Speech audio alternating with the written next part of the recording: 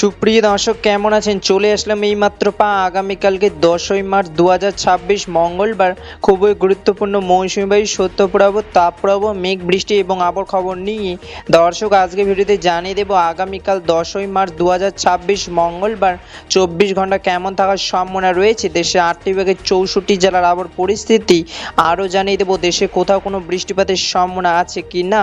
এবার জেনে নিই এক নজরে দর্শক। ইতিমধ্যে গত 24 ঘন্টায় আবহাওয়াবিদ দেশের সর্বনিম্ন তাপমাত্রা রেকর্ড করেছেন গোপালগঞ্জে 25 থেকে 26 ডিগ্রি সেলসিয়াস এবং আবহাওয়াবিদ আরও জানিয়েছেন ইতিমধ্যে গোপালগঞ্জ, চুয়াডাঙ্গা ও পঞ্চগড় জেলায় আকাশ হালকা মেঘলা এবং আগামী কয়েকদিন অব্যবহৃত থাকতে পারে।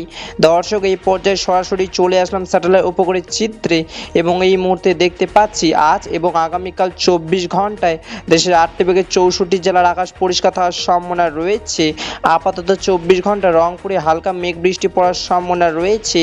দর্শক এবার সরাসরি চলে আসলাম মেঘ বৃষ্টির স্যাটেলাইট পূর্বাভাস চিত্রে এবং এই মুহূর্তে দেখতে পাচ্ছি আগামীকাল 10ই মার্চ 2026 মঙ্গলবার পর্যন্ত দেশের সব বিভাগে মেঘলা আকাশ থাকার সম্ভাবনা রয়েছে।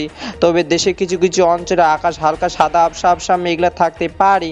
দর্শক এবার সরাসরি চলে আসলাম তাপমাত্রা স্যাটেলাইট পূর্বাভাস চিত্রে এবং এই মুহূর্তে দেখতে পাচ্ছি আগামীকাল 10ই মার্চ 2026 মঙ্গলবার সকালের দিকে দেশের সর্বনিম্ন তাপমাত্রা থাকার সম্ভাবনা রয়েছে সিলেট বিভাগে সিলেট, মৌলভীবাজার, হবিগঞ্জ, সুনামগঞ্জ এবং রংপুর বিভাগের রংপুর, দিনাজপুর, কুড়িগ্রাম, গাইবান্ধা, নীলফামারী, পঞ্চগড়, লালমনিরহাট, ঠাকুরগাঁও এইসব জেলা 25 থেকে 28 ডিগ্রি সেলসিয়াস থাকার সম্ভাবনা রয়েছে।